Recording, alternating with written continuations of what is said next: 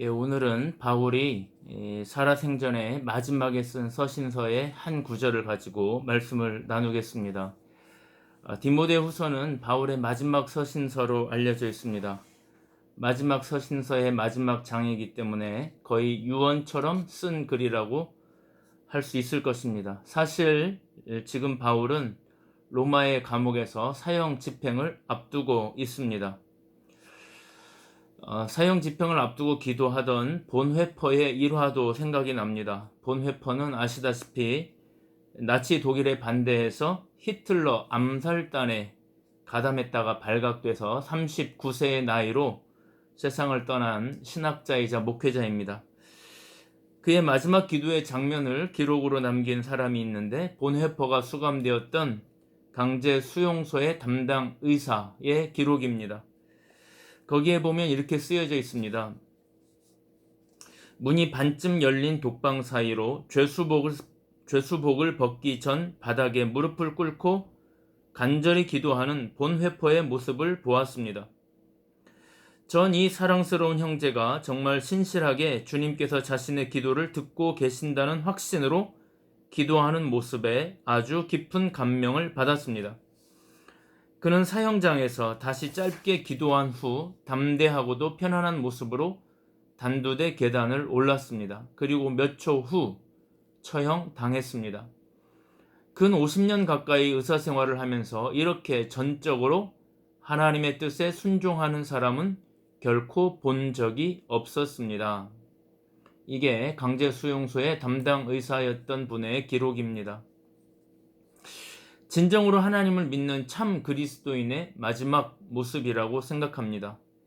이러한 그의 모습만큼이나 강렬하고도 빛나는 삶을 살았던 인물이 바로 바울입니다. 오늘 바울은 자신의 제자이자 영적인 아들인 디모데에게 이렇게 글을 남겼습니다. 제가 풀어서 읽어보면 이렇습니다. 제사 때 부어지는 기름이나 포도주처럼 나의 삶은 완전히 부어지고 이제 떠날 시각이 가까워졌다. 나는 선한 싸움을 싸워왔으며 나의 달려갈 길을 다 달렸으며 지금 이 순간까지 믿음을 지켜왔다. 이제 후로는 나를 위하여 의의 면류관이 예비되었을 것이다. 그 면류관은 나에게만 주어지는 것이 아니다. 나와 같이 주의 나타나심을 사모하는 모든 사람에게는 그 면류관이 주어질 것이다. 얼마나 확신에 차서 담담하지만 한마디 한마디에 얼마나 힘을 주어서 이 글을 썼을지 짐작이 갑니다. 저는 오늘 이 바울의 유언 중에서 특별히 세 개의 동사만을 가지고 말씀을 잠깐 나누겠습니다. 바울은 자신의 삶을 요약하면서 단 세 개의 동사를 사용합니다. 그 세 개의 동사는 싸웠다, 달렸다, 지켰다입니다. 나는 선한 싸움을 싸웠고 달려갈 길을 다 달렸고 믿음을 지켰다. 저는 이 세 개의 동사가 바울을 다 대변했다고 해도 과언이 아니라고 생각합니다. 그는 먼저는 굉장히 싸우는 사람이었습니다. 그는 전투하는 병사였습니다. 바울은 단지 집에서 노는 사람이 아니라 날마다 전투하는 사람이었습니다. 바울이 쓴 또 다른 어록 고린도전서 13장 31절을 보면 나는 날마다 죽노라 이렇게 표현하고 있습니다. 나는 날마다 순교한다 그런 뜻일 겁니다. 나는 날마다 죽음을 각오한 싸움을 싸운다는 뜻일 겁니다. 그런데 그 싸움이 뭐냐? 오늘 본문에 보니 선한 싸움이라는 것입니다. 바울의 입장에서 선한 싸움이란 먼저는 복음을 증거하는 싸움이었을 것입니다. 그는 가는 곳마다 복음을 증거하기 위해서 애썼습니다. 그의 복음을 증거하는 열정은 항상 순교를 각오한 열정이었습니다. 그는 죽음을 불사하고 복음을 증거했습니다. 그러나 우리가 간과해서는 안 될 것이 있습니다. 복음을 증거하는 자들은 그 삶도 선해야 한다는 것입니다. 바울의 선한 싸움이란 단지 맹목적으로 예수천당 불신지옥 하면서 싸운 싸움을 말하는 것이 아닙니다. 선한 싸움이 뭔지 오늘 다 해석할 수는 없지만 성경의 구약과 신약 그리고 예수님의 말씀과 에베소서에서 바울 자신이 직접 말한 선한 싸움에 관해 종합적으로 말하자면 선한 싸움이란 이런 겁니다. 하나님의 뜻과 원칙을 삶으로 살아내며 그것을 통해 하나님의 나라를 이 땅에 이루고자 하는 모든 형태의 노력, 그것을 선한 싸움이라고 할 수 있을 것입니다. 다시 말해 우리의 삶으로 선한 삶을 사는 것, 그게 선한 싸움입니다. 바울은 그것을 위해 평생을 피 흘리도록 싸웠다는 말입니다. 저는 저와 여러분의 오늘 하루도 무의미하게 보내는 하루가 아니라 선한 싸움을 치열하게 싸우는 하루가 될 수 있기를 축복합니다. 두 번째로 바울은 달리는 인생이었습니다. 바울은 달렸다고 했습니다. 바울의 삶은 한마디로 달리는 삶이었습니다. 바울은 예수를 믿기 전에도 달리는 사람이었고 예수를 믿고 난 후에도 그는 달리는 사람이었습니다. 그는 젊었을 때에도 달리는 사람이었고 나이가 들어서도 달리는 사람이었습니다. 젊었을 때 열정이 다 어디 갔는지 모르겠다고 말하는 사람들이 있습니다. 저도 청년 때, 대학교 때 열정이 있었습니다. 그러나 지금 생각해 보니 저는 청년 대학교 시절에 열정이 많이 식었습니다. 그런데 바울은 젊을 때 열정을 그의 삶을 마감할 때까지 그대로 가지고 있었다는 것입니다.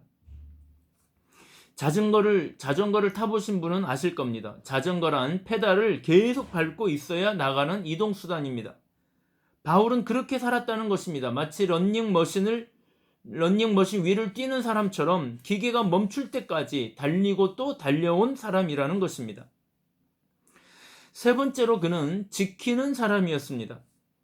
무엇을 지켰는가? 오늘 본문을 보니 믿음을 지켰다, 이렇게 말합니다. 사랑하는 여러분, 믿음을 지키는 일만큼 어려운 일이 없습니다. 세례 요한은 예수를 적극적으로 증거한 인물입니다. 세례 요한만큼 예수를 적극적으로 증거한 인물이 없을 겁니다. 나는 없어져야 하고 예수는 흥하여야 할 것이다. 그는 대놓고 이렇게 말하던 인물이었습니다. 그런 그가 감옥에 갇히자 제자들을 보내 예수님에게 묻습니다. 오실 그이가 당신입니까? 아니면 우리가 다른 사람을 또 기다려야 합니까? 물론 이 질문에는 여러 가지 신학적인 해석이 있지만 어쩌면 세례 요한에게도 잠시나마 의심의 마음이 지나갔던 것은 아닐까. 여러분이 아시는 것처럼 중시조였던 노아는 정말 하나님을 잘 믿는 사람이었습니다. 그러나 나이가 들고 농사를 짓고 하다 보니 나중에는 술독에 빠져서 벌거벗은 채로 잠을 자다가 자녀들을 곤혹스럽게 합니다. 성경에서 또는 교회사에서 성령으로 시작해서 육체로 끝나는 사람이 육체로 시작해서 성령으로 끝나는 사람만큼이나 그 수가 많습니다. 성령으로 시작해서 성령으로 끝나는 일이 그렇게 쉬운 일이 아닙니다. 믿음으로 시작해서 그 믿음을 잘 유지하다가 믿음으로 끝나는 삶이 그렇게 쉬운 삶이 아닙니다. 그런데 바울은 죽음의 순간까지, 지금 죽음을, 단두대를 눈앞에 두고 있는 그 시점까지도 나는 믿음을 지켰다고 고백하고 있는 것입니다. 사랑하는 여러분, 저는 여러분이 어떤 순간에도 어떤 경우에도 믿음을 지키시기를 바랍니다. 순간순간 매일매일 의심의 순간이 다가올 때 믿음을 지키시기를 바랍니다. 하나님이 함께 하심을 믿기를 바랍니다. 이 위기의 순간에도 하나님이 함께 하실 것이다. 하나님이 우리를 반드시 선하게 인도해 주실 것이다 하는 것을 꼭 믿기를 바랍니다. 믿음을 지키기를 바랍니다. 말씀을 마치면서 한 가지만 생각해 보려고 합니다. 그러면 왜 바울은 그렇게 필사적으로 최선을 다해 싸우고 달리고 지켰는가? 아마 그것은 그의 구원론과 매우 관련이 있을 것이라고 저는 생각합니다. 아시는 것처럼 바울은 예수를 핍박하던 사람이었습니다. 핍박도 그냥 핍박이 아니라 극렬하게 예수를 핍박하던 골수 분자였습니다. 스데반의 죽음에 직접 관여했고 예루살렘에서 240km나 떨어져 있는 다메섹까지 가서 예수 믿는 사람들을 색출하려고 혈안이 되어 있던 그런 사람이었습니다. 그런 그를 예수님이 만나 주신 것입니다.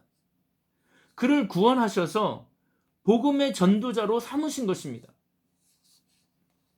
바울은 이 장면에 대해서 자신은 체포당했다 이런 표현을 쓴 적이 있습니다. 나중에 또 얘기를 나눌 기회가 있을 것입니다. 하나님이 그를 체포하셔서 죽인 게 아니라 이방인을 구원하기 위한 복음의 가장 선두에 선 사령관으로 다시 삼으셨다는 것입니다. 여러분, 구원은 모든 사람에게 은혜로 주어지는 것입니다. 그러나 바울에게 있어서만큼은 구원은 정말로 그야말로 일방적인 은혜로 주어졌던 것입니다. 일방적인 은혜 아니면 설명이 불가능한 사건이었습니다. 여러분, 바울의 입장에서 당연히 묻지 않을 수 없었을 것입니다.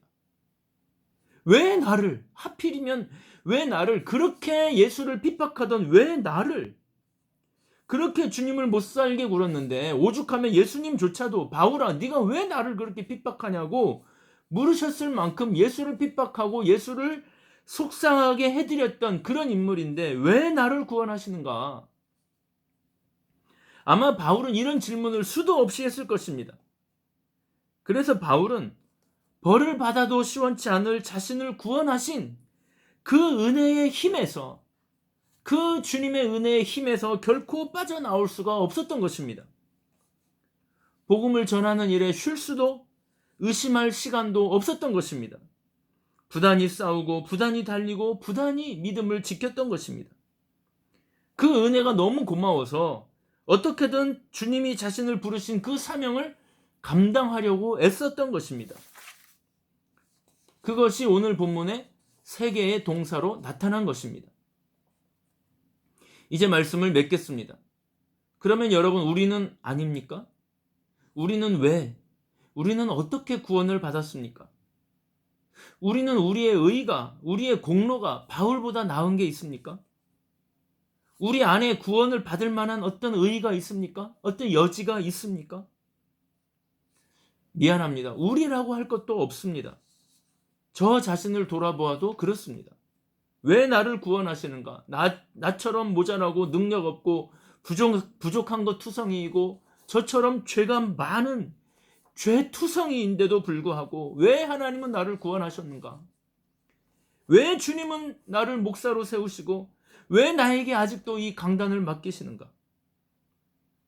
저는 이것이 지금도 불가사의한 은혜입니다. 그것을 잊고 있다가 절망과 무력감 속에 있다가도 오늘 같은 이런 말씀을 묵상하고 이런 말씀을 설교할 때가 되면 저 자신도 마음을 다잡고 바울처럼 살아야겠다고 결단하고 기도하고 일어서게 되는 것입니다. 사랑하는 여러분, 오늘 낙심 중에 있습니까? 바울을 구원하신 하나님이, 저를 구원하신 하나님이 당신을 구원한 바로 동일한 그 하나님이심을 굳게 믿고 그 절망 가운데서, 그 낙심 가운데서 일어나시기를 바랍니다. 이 말씀을 듣고 다시 일어나시기를 주님의 이름으로 축복합니다.